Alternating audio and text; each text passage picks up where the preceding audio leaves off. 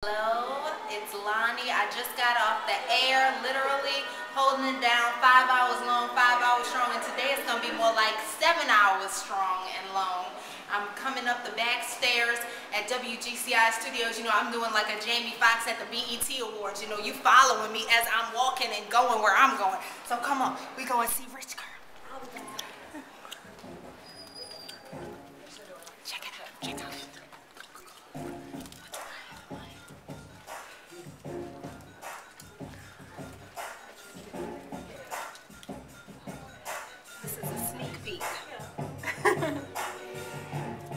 That's just a little preview.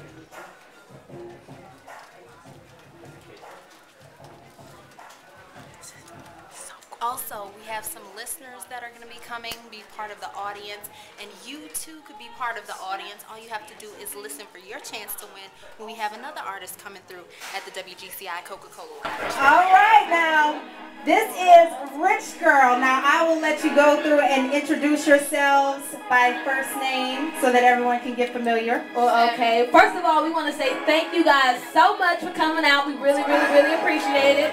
And my name is Seven. I am from Haines City, Florida. How y'all doing? What's up, everybody? My name is Lindriette, and I'm from Gastonia, North Carolina. Thank you all for coming.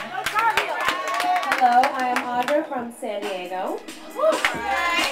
What's up, everybody? I'm Brave, and I come to you from Baltimore, Maryland. What's up?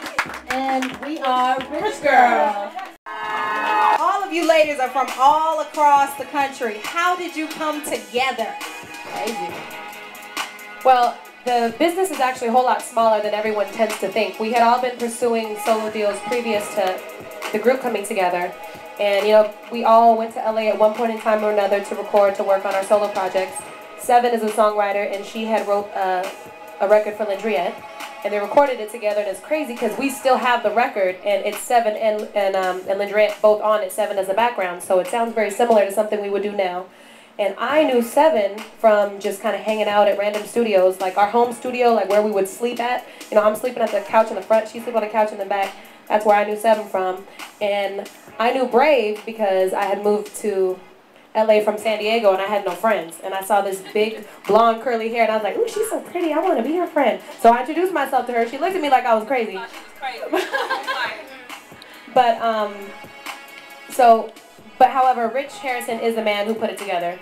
He knew Lindriette at a young age and knew Brave at the young age as well.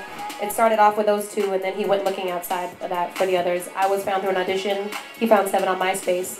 But it was just a blessing that we had already... MySpace works for something other than date? But now many people have preconceived notions about girl groups and boy bands, and since you all were initially pursuing solo careers, how do you feel about being a girl group, and what is going to help you all to defy the stereotypes of girl groups?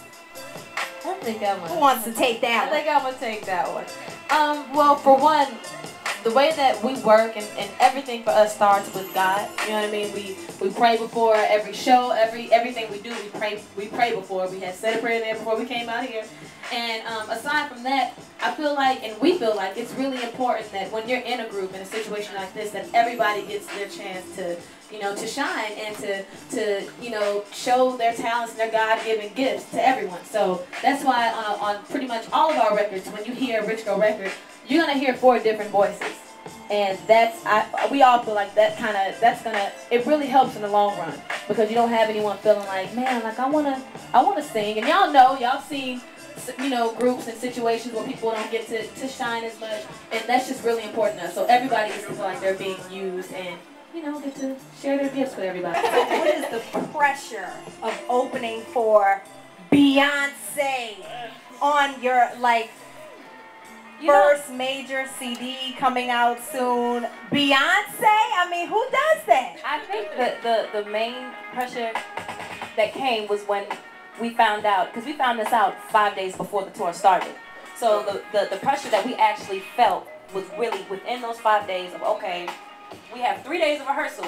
Because we rehearsed 2 days. We had 2 days of rehearsal to get a show together to open in front of 30,000 people, 20-some thousand people, and I think as a group though, we definitely, you know, we showed up. We came together, like Seven said, we prayed about everything. So we just like, God, you know, we got 2 days of rehearsal, but we're gonna need you to show up because we're gonna have to remember these steps and remember the new things that we added into the show.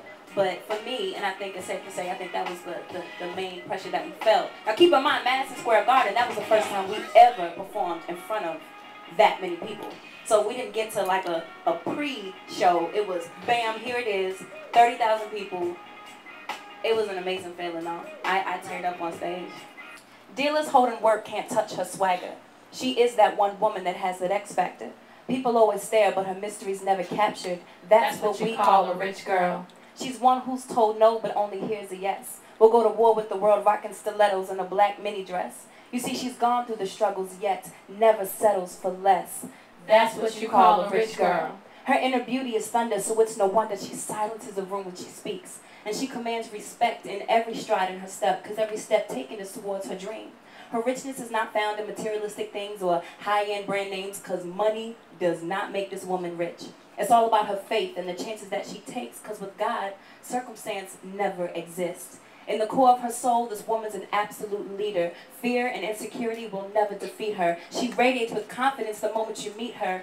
That's what you call a rich girl. She is that fire whose flame will never go out. In a crowd of 55 million, she will always stand out. And to all our women who know what we're talking about, rise up, because you're a rich girl. Well, all right. So it's all these rich girls in here right now.